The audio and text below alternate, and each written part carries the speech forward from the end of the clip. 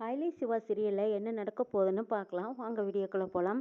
காளியப்பன் ஒரே டென்ஷனாக இருக்காங்க. அங்கே செல்வநாயகி வந்து என்ன காளியப்பன் இது பாவை வீட்டுக்கு வரவே மாட்டான்னு சொன்னீங்க. பாவையை வச்சு எப்படியோ இந்த செலியனையும் வீட்டை விட்டு வெளியே விரட்டலான்னு நாம் நினச்சோம். இப்போ என்னடான்னு பார்த்தா பாவையும் வந்து நிற்கிறா, செலியனும் வந்து நிற்கிறா. நீங்கள் என்ன தான் பண்ணீங்க, உங்கள் ஆளுங்க என்ன தான் பண்ணினாங்க, ஏன் இப்படியே நிற்கிறீங்க அப்படின்னு செல்வநாயகி கேட்குறாங்க. என் ஆளுங்க பாவையை கரெக்டாக தான் கடத்தியிருக்காங்க. ஆனால் பாவை எப்படியோ அவங்க கிட்டேருந்து தப்பிச்சுட்டு தான் எனக்கு ஃபோன் பண்ணி சொன்னாங்க. ஆனால் திரும்ப இந்த அயலிக்கிட்டே சிவாக்கிட்டேயும் எப்படி வந்து சேர்ந்தான்னு தெரியல. இந்த செலியனும் திரும்ப வந்து சேர்ந்துட்டான். இப்போ என்ன பண்ணுறதுனே தெரியல. ஆனால் நல்ல வேலை என் ஆளுங்க இவங்க கையில் சிக்கின போது நம்மளை காட்டி கொடுக்கல, அது வரைக்கும் சந்தோஷங்கிறாங்க. எது நம்மளை காட்டி கொடுக்கலையா, என்ன கொழுந்தனாரே என்னையும் கூட்டு சேர்த்துறீங்க, இதில் என்ன கூட்டு சேர்த்தாதீங்கிறாங்க செல்வநாயகி. அண்ணி, இது வரைக்கும் நடந்ததுக்கும் உங்களுக்கும் சம்மந்தம் இல்லைன்னு சொல்ல வரீங்களா? அப்படி சொல்ல முடியுமா, சொல்லுங்க பார்க்கலாம் அப்படின்னு காளியப்பன் கேட்கும்போது, சரி சரி விடுங்க. ஆமாம், இது வரைக்கும் நடந்ததுக்கு நானும் சம்மந்தம் தான், இருந்தாலும் இப்போ நடந்தது இது யாருக்கும் தெரியாதுல்ல, யாருக்கும் தெரியாத இருக்க வரைக்கும் தான் நமக்கு நல்லதுன்னு சொல்லிக்கிட்டு இருக்கும்போது யாருக்குமே தெரியாதுங்கிறாங்க காளியப்பன். தெரிஞ்சு போச்சே, எங்களுக்கு நல்லா தெரிஞ்சு போச்சே, இதுக்கு காரணம் நீங்கள் தானே எங்களுக்கு தெரிஞ்சு போச்சுன்னு செலியனும் சிவாவும் வந்து நிற்கிறாங்க. அவங்க ரெண்டு பேர்த்தையும் பார்த்ததுமே காளியப்பனுக்கும் செல்வநாய்க்கும் தூக்கி வாரி போடுது. ஐயோ, யாருக்கிட்ட உண்மையை மறைக்கணும்னு நினச்சோமோ, யாரை வச்சு இவனை வெளியே விரட்டணும்னு நினச்சோமோ, இவனுக்கே எல்லாம் உண்மையும் தெரிஞ்சு போச்சே. இதுக்கு கூட்டாக வந்து வேற சிவா நிற்கிறானே, இவனுக்கும் உண்மை தெரிஞ்சு போச்சே. நம்மளை பற்றி எல்லாம் நாமளே காட்டி கொடுத்துட்டோமேன்னு முகத்தில் கிழிஞ்சு போச்சேன்னு அப்படியே தொங்க போட்டு நிற்கிறாங்க. அப்போ வந்து செலியன் கேட்குறாங்க, எந்த உண்மை எங்களுக்கு தெரியக்கூடாதுன்னு மறைச்சிங்களோ அந்த உண்மை எங்களுக்கு தெரிஞ்சு போச்சுங்கிறாங்க. இதே என்னடா உண்மை தெரிஞ்சுக்கிட்டேன் நீ, ஏன் என் பொண்ணை கடத்துனீங்கல்ல அந்த உண்மை தான், என் பொண்ணை கடத்துனது நீங்கள் தானேன்னு கேட்குறாங்க செலியன். ஏண்டா செய்கிறதெல்லாம் நீயே செஞ்சு போட்டு பழியை தூக்கி என் மேலே போடுறியா, இதெல்லாம் நான் ஏற்றுக்கவே மாட்டேங்கிறாங்க காளியப்பன். பாஸ் பாஸ் சும்மா நடிக்காதீங்க, நீங்கள் தான் குழந்தைய கடத்த சொன்னீங்கன்னு உங்கள் ஆளுங்களே சொல்லிட்டு போயிட்டாங்க. இந்திராணி அக்கா முன்னாடி எதையும் காட்டிக்க கூடாதுன்னு நாங்கள் அமைதியாக இருந்துட்டோம். ஏன்னு கேட்டால் வளர்த்துனது நீங்கள். பாவம் இந்திராணி அக்காவுக்கு இந்த உண்மை தெரிஞ்சதுன்னா அவங்க ரொம்பவே மனசு கஷ்டப்படுவாங்க. அவங்கனால இதை தாங்கிக்கவோ முடியாதுன்னு சொல்கிறாங்க சிவா. டேய், நாங்கள் எதுக்குடா பாவையை கடத்தணும், எங்களுக்கு இதுக்கு சம்மந்தமே இல்லைங்கிறாங்க செல்வநாயகி. அட போதுன்னு இருக்குங்க, ரொம்ப தான் சமாளிக்கிறீங்க மேடம். நாளைக்கு அந்த ரவுடிங்களை கூட்டிகிட்டு வந்து எங்களால் வாக்குமூலம் வாங்க முடியும். அதுக்கப்புறம் அக்கா கிட்டேயும் எல்லா உண்மையும் எங்களால் சொல்லவும் முடியும். அதுக்கப்புறம் என்னெல்லாம் நடக்குங்கிறது உங்களுக்கே தெரியும்னு சொல்லிட்டு இருக்கும்போதே காளியப்பன் இலக்காரமாக சிரிக்கிறாரு. டேய், உங்களால் என்னடா பண்ண முடியும், பாவையை கடத்துனது நாங்கள் தான், எங்கே போய் வேணாலும் சொல்லிக்கோங்கிறாங்க. அடப்பாவி, சொந்த பேத்தியே கடத்திருக்கு, உங்களுக்கு எப்படிடா மனசு வந்தது, பாவமாக தெரியலையாங்கிறாங்க செலியன். பாவம் புண்ணியமெல்லாம் பார்த்தா வேலைக்காகாது, நாங்கள் என்ன நினைக்கிறோமோ அது நடந்தால் போதுங்கிறாங்க காளியப்பன். ஆமாம், நீங்கள் ரெண்டு பேரும் போய் இந்திரா கிட்ட சொன்னால் எங்களை அவள் நம்பிடுவான்னு நினச்சிங்களா? இதை பாருடா, எங்களை எக்காரணத்தை கொண்டு எந்த காலத்துலேயும் அவள் எங்களையெல்லாம் தூக்கி போடவே மாட்டா. அவங்க ரெண்டு பேர்த்தையும் வேணால் தூக்கி போட்டாலும் போடுவாளே தவிர எங்கள் மேலே அவ்வளவு நம்பிக்கை வச்சுருக்காங்கிறாங்க செல்வநாயகி. இது கேட்ட சிவா, ஓஹோ, ஆடுங்க ஆடுங்க, ஆடுற வரைக்கும் ஆடுங்க, ஒரு நாள் இல்லாட்டியும் ஒரு நாள் உங்கள் சாயம் வெளுக்கத்தான் போகுது, அப்போ உங்களால் ஒன்றுமே பண்ண முடியாது, அப்போ நீங்கள் வசமாக மாட்டிக்கிட்டு நிற்கத்தான் போகிறீங்கன்னு சிவா சொல்கிறாங்க. ஓஹோ அப்படியா, உன்னால் முடிஞ்சதை பாருடா, நான் சொல்கிறதையும் நல்லா கேட்டுக்கோ. அதுக்கு முன்னாடி எனக்கு ஒரு பிரச்சனைன்னு வரும்போது நான் என்ன வேணாலும் செய்வேன். அது இந்திராணியாக இருந்தால் என்ன, வேறு யாராக இருந்தால் என்ன, ஆளையே அட்ரஸ் இல்லாத அளவுக்கு பண்ணக்கூடிய சாமர்த்தியம் எனக்கு இருக்குங்கிறாங்க காளியப்பன். இவங்க கேள்விக்கெல்லாம் நம்ம பதில் சொல்ல வேண்டியதில்லை, வாங்க போகலான்னு சொல்லி காளியப்பன் செல்வநாயகி ரெண்டு பேரும் போகிறாங்க. போங்க போங்க, நீங்கள் எல்லாத்துக்கும் ஒரு நாள் பதில் சொல்ல வேண்டியதாக இருக்குங்கிறாங்க சிவா. செலியன் சிவா கிட்ட சொல்கிறாங்க, இதை பாரு சிவா, இனிமேல் நான் இந்த வீட்டை விட்டு வெளியே போகிறதா இல்லை. இவங்கனால பாவைக்கு இந்திராவுக்கு என்ன வேணாலும் நடக்கும், அவங்க கிட்டேருந்து காப்பாற்றுறதுக்கு நான் இங்கே தான் இருந்தாகணுங்கிறாங்க செலியன். சரி விடுங்க மாம்ஸ், எல்லாம் பார்த்துக்கலாம், நாங்கள் இருக்கோம்ல பார்த்துக்குறோங்கிறாங்க சிவா. அங்கே அயலி வராங்க. வந்ததும் செலியன்கிட்டையும் சிவாக்கிட்டையும் சொல்கிறாங்க, என்னது இவங்க கொஞ்சம் கூட மனசாட்சியே இல்லாமல் நடந்துக்கிட்டாங்களே, அதுவும் குழந்தைய போய் கடத்த சொல்லியிருக்காங்க, எதுக்கு ஆசைப்பட்டு இப்படி செய்கிறாங்கன்னு தெரியல, ஆனால் மிருகத்தனமாக நடந்துக்கிட்டாங்க. இவங்களுக்கெல்லாம் கொஞ்சம் கூட மனசாட்சிங்கிறது எதுவுமே கிடையாது, பாசமும் இல்லை. அயலி, அதுதான் ஒரு கருத்து சொல்லுவாங்களே, 1000 எதிரிகள் முன்னாடி இருந்தாலும் அவனை ஜெயிக்க முடியும், ஆனால் பின்னாடி ஒரு எதிரி இருந்தால் முதுகில் குத்துறவனை நம்மளால் அதை அடையாளமே கண்டுபிடிக்க முடியாது. அந்த மாதிரி தான் இங்கேயும் நடக்குதுங்கிறாங்க சிவா. அக்கா எவ்வளோ பிரச்சனை இருந்தாலும் சரி பண்ணிடுவாங்க, ஆனால் இவங்க ஒரு துரோகிங்கிறத கண்டுபிடிக்கிறது தான் கொஞ்சம் கஷ்டமாக இருக்குது. ஏன்னு கேட்டால் இவங்க தான் வளர்த்துனவங்களே இப்படி கழுத்து அறுப்பாங்கன்னு யாருனாலையும் அதை நம்ப முடியாதுல்ல. இவங்க மேலே அவ்வளவு நம்பிக்கை வச்சுருக்காங்க அக்கா, ஆனால் இவங்க இப்படிப்பட்டவங்கன்னு தெரிஞ்சா அவங்க மனசொடைஞ்சு போயிடுவாங்கன்னு சொல்லி வருத்தப்படுறாங்க சிவா. அயலி சொல்கிறாங்க, சொந்த பேத்தி பாவை இவளை கடத்துறதுக்கு இவங்களுக்கு எப்படி தான் மனசு வந்ததோ, இவ்வளவு கொடூரமானவங்களாக மாறியிருக்காங்க. இந்த விஷயத்தை இப்படியே சாதாரணமாக விடக்கூடாது, நம்ம உடனே இதை பற்றி அன்னைக்கிட்ட சொல்லிடணுங்கிறாங்க அயலி. அப்போ செலியன் வேண்டாம் ஐலி, இப்போதைக்கு சொல்ல வேண்டாங்கிறாங்க செலியன். அண்ணே, நீங்கள் அண்ணிக்கிட்ட சொல்லக்கூடாதுன்னு நினைக்கிறீங்க, அவக்கு மனசு கஷ்டப்படுவாங்கன்னு தானே சொல்ல வேண்டாங்கிறீங்க. அப்படியெல்லாம் பார்த்துட்டு இருந்தா வேலைக்காகாது, அதை நான் சொல்ல வேண்டிய விதத்தில் நான் சொல்லிடுறேங்கிறாங்க ஐலி. இல்லை இல்லை, அப்படியே நம்ம சொன்னாலும் அவங்க என்ன ட்ராமா பண்ணி வேணாலும் எப்படி வேணாலும் மாற்றிடுவாங்க ஐலி. மாற்றி மாற்றி பேசி இப்போ அவங்க கண்ட்ரோலில் தானே இந்திராணியை வச்சுருக்காங்க, அதனால் நம்ம என்ன சொன்னாலும் இந்திராணியும் கேட்க மாட்டாங்கிறாங்க செலியன்.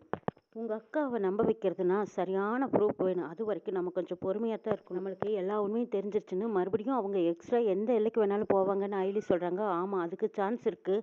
ஆனால் இந்திராணி அவங்க கிட்டேருந்து நம்ம காப்பாற்றணுமல்ல, அது வரைக்கும் நம்ம பொறுமையாக இருக்கலாங்கிறாங்க செலியன். நானும் இவ்வளவு நாளாக பொறுமையாக இருந்தேன், ஆனால் என் குழந்தை மேலேயே கை வைக்கிற அளவுக்கு ஆயிட்டாங்கல்ல, இந்த விஷயம் எனக்குன்னு தெரிஞ்சு போச்சல்ல, இனி எப்படி போகணுமோ அப்படி அவங்க வழியிலேயே நான் போய் பார்த்துக்கிறேன்ட்டு போகிறாங்க செலியன்.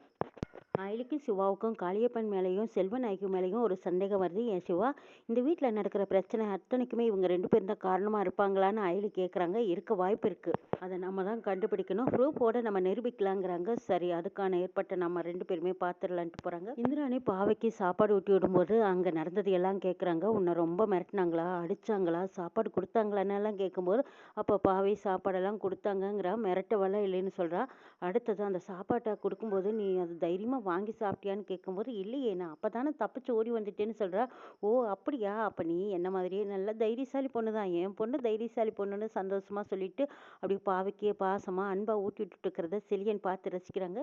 செலியனை பார்த்ததும் இந்திராணி கோவமாக எழுந்திரிச்சு போகிறாங்க. அப்போ பாவை அப்பாவை பாவமாக பார்க்கலாம். செலியன் வந்து இந்திராணி கிட்ட கேட்குறாங்க, என்ன பாவை கடத்தப்பட்டதுக்கு நான் தான் காரணம்னு நீ நினைக்கிறியா? சொந்த குழந்தையவே கடத்துற அளவுக்கு நான் அவ்வளோ கேவலமானவன் கிடையாது இந்திரா. அவளை காணானதும் நீ எந்த அளவுக்கு தவிச்சு போனியோ அதே மாதிரி தான் நானும் காணானதும் எப்படி தவிச்சு போனேன்னு தெரியுமா? பாவையை பார்த்ததுக்கு அப்புறம் தான் எனக்கு உயிரே வந்தது தெரியுமா?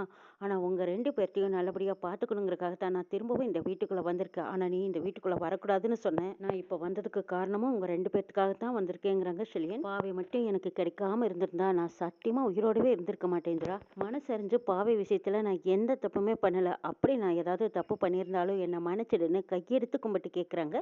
நீங்கள் என்ன சொன்னாலும் சரி, ஆனால் பாவை வாய் பேச முடியாததுக்கு காரணமே நீங்கள் தானே. அதை என்றைக்குமே என்னால் மறக்கவும் முடியாது, உங்களை என்னால் மன்னிக்கவும் முடியாதுங்கிறாங்க இந்திராணி. செலியன் பாவை கிட்ட நானும் அம்மாவும் பேசிகிட்டு இருந்தோம், நீ எதுவும் நினச்சிக்காத, இட்லியை நான் ஊட்டி விட்டுமான்னு கேட்கும்போது பாவை சரின்னு சந்தோஷமாக செலியன் ஊட்டி விட்றத சாப்பிட்டுட்டு இருக்காங்க. இங்கே பார்த்தா அயலி சமைச்சிட்டு இருக்காங்க. அங்கே சிவா வராங்க.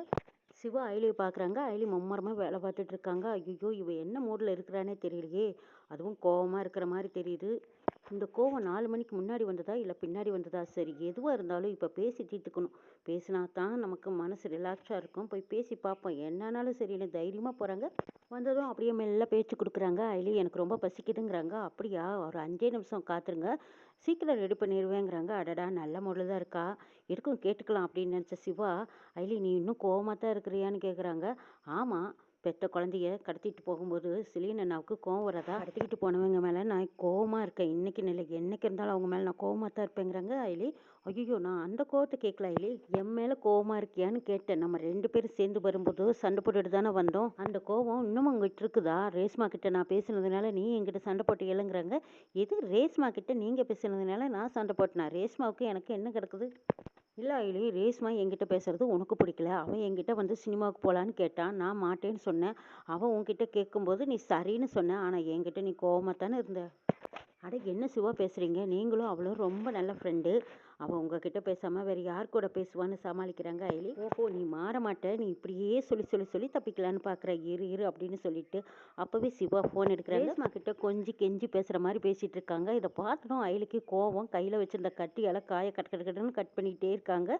அப்போது வேணுன்னே சிவா கோவப்படுத்துகிற மாதிரி பேசிகிட்டு இருக்கிறத பார்த்ததும் அயலி கோவத்தில் தான் இருந்தாங்க. அப்போ சிவாவுக்கு கரெக்டாக ஃபோன் வந்துருச்சு. அந்த ஃபோன் அடிச்சதை கேட்டதும் அப்படியே அயலி கக்க பக்கன்னு சிரிக்க ஆரம்பிச்சிட்டாங்க. சிவா, என்கிட்ட நடிச்சிங்க தானே, இப்போ உண்மை தெரிஞ்சு போச்சு பார்த்தீங்களா? ஃபோனில் பேசிகிட்டு இருக்கும்போதே ஃபோன் அடிக்கிற சத்தம் வெளியே கேட்குமா? ஆமாம், இப்போ யார் ஃபோனில் அப்படின்னு கேட்கும்போது இது ரேஸ்மா தான் அப்படின்னு சொல்லிட்டு போகிறாங்க. சிவா பேசிட்டு இருக்கும்போதே ஃபோன் ரிங் ஆகி நம்மளை கவுத்து விட்டுருச்சு. அயலி முன்னாடி எப்படி தான் பார்க்குறது? அடடா, இவளை ஏமாற்றலாம், இவகிட்ட இருந்து உண்மையை வர வைக்கலான்னு பார்த்தா இப்போ நம்ம தான் இப்படி அயலி முன்னாடி இப்படி காமெடியாக போச்சேன்ட்டு நினச்சிட்டு போகிறாங்க சிவா. ரேஸ்மா சோகமாக வந்திருக்காங்க. அதை பார்த்த விஜயகுமார் வந்து ரேஸ்மா கிட்ட கேட்குறாங்க, என்ன ரேஸ்மா, சிவாவை பற்றி யோசிச்சுட்டு இருக்கியாங்கிறாங்க. ஆமாம், சிவாவுக்கு அதிக வேலை பாவம், அயலியை விட்டு தனியாக வந்தால் எங்கே அயலி மாட்டிக்குவாளோன்னு நினச்சிட்டு இருக்காங்க. நான் ஒரு சினிமாவுக்கு கூப்பிட்றேன் சிவானால அப்போ கூட வர முடியல, வேலை வேலைன்னு ரொம்ப வேலையில் சின்சியராக இருக்காங்கன்னு சொல்லிட்டு இருக்காங்க. ஆமாம், அவனோட வேலை அப்படி, என்ன செய்கிறது, சரி விடு, அதுக்கான ஏற்பாட்டை நான் செய்கிறேன்னு சொல்லிட்டு விஜயகுமார் உடனே சிவாவுக்கு ஃபோன் பண்ணி, சிவா நீ என்ன வேலையாக இருக்கேன்னு கேட்குறாங்க. உன்னால ஒரு பக்கம் வர முடியுமாங்கிறாங்க. அப்போ அயலி சிவா 2 பேரும் சாப்பிட்டுட்டு இருக்கும்போது, என்ன சார் இது இந்த நேரத்தில் எங்கே வருதுன்னு கேட்குறாங்க. அதாவது ரேஸ்மா அங்கே வருவா, நீ அந்த இடத்துக்கு வந்துடுன்னு சொல்லிட்டு ஃபோனை கட் பண்ணுறாங்க விஜயகுமார். அப்போ சிவாவுக்கு ஒன்றுமே புரியல. எல்லாம் எனக்கு தெரியும்னு சொல்கிறாரு விஜயகுமார், ஆனால் என்ன தெரியும்னு தெரியலையே, எதுக்காக வர சொல்லியிருக்காருன்னு தெரியல. ரேஸ்மா வேற வருவான்னு சொல்கிறாங்க. இங்கே அயலிக்கிட்ட ரேஸ்மாவை பற்றி பேசினாவே அவள் முகத்தில் அப்படியே எள்ளும் கொள்ளுமா வெடிக்குது. இப்படி சொல்லி சமாளிக்கிறதுன்னு நினச்சிட்டு இருக்காங்க சிவா. விஜயகுமார் ரேஸ்மாவை போன்னு சொல்லிட்டாங்க. ரேஸ்மா அளவில்லாத சந்தோஷத்தில், ஆஹா சிவா வரப்போறா, நாங்கள் 2 பேரும் சினிமாவுக்கு போயிட்டு வரோம் போட்டு போகிறாங்க. அயலி சிவா கிட்ட விஜயகுமார் சார் என்ன சொன்னாருன்னு கேட்கும்போது, அப்போ சிவா சொல்கிறாங்க, இல்லை ரேஷ்மா இங்கே வருவாளாம், அவள் கூப்பிடுற பக்கம் வெளியில் போயிட்டு வர சொல்கிறாங்கங்கிறதும் அப்போவே அயலி புரிஞ்சுக்கிட்டாங்க. நீங்கள் சொல்லும்போதே எனக்கு புரிஞ்சு போச்சு, நீங்கள் ஒன்றும் விளக்கம் சொல்ல வேண்டாம்னு சொல்லி சாப்பிட்டுட்டு இருக்கிற தட்டிலேயே கையை கழுவிட்டு போகிறாங்க அயலி. சிவா ஒரு முடிவுக்கு வராங்க, ரேஷ்மா வரட்டும், அவகிட்ட இதுக்கு ஒரு முடிவு கட்டணும், இதுக்கப்புறமா நம்ம ரேஷ்மா மனசில் ஆசையை வளர்த்தக்கூடாதுன்னு நினச்ச சிவா தன்னோட விருப்பத்தை ரேஷ்மா கிட்ட சொல்கிறாங்க. ரேஷ்மா அழுதுகிட்டே வீட்டுக்கு போகிறாங்க. விஜயகுமார் என்ன ஏதுன்னு கேட்கும்போது, அப்போ அயலி சிவா 2 பேரை பொறுத்த வரைக்கும் புருஷ மண்டாட்டியாக நடிக்கிறாங்கன்னு நாம் நினச்சோம், ஆனால் உண்மையிலேயுமே அவங்க புருஷ மண்டாட்டியாக வாழ்ந்துட்டு இருக்கிறதா சிவா சொல்லிட்டாருன்னு சொல்லி ரேஷ்மா அழுக ஆரம்பிச்சிட்டாங்க. இந்த விஷயத்தை விஜயகுமார் கூப்பிட்டு கேட்குறாங்க. அப்போ அயலி ஆமான்னு சொல்லிடுறாங்க. இதுக்கப்புறம் இன்னும் என்னெல்லாம் நடக்க போகுதுங்கிறதையும் நாளை சொல்ல பார்க்கலாம்.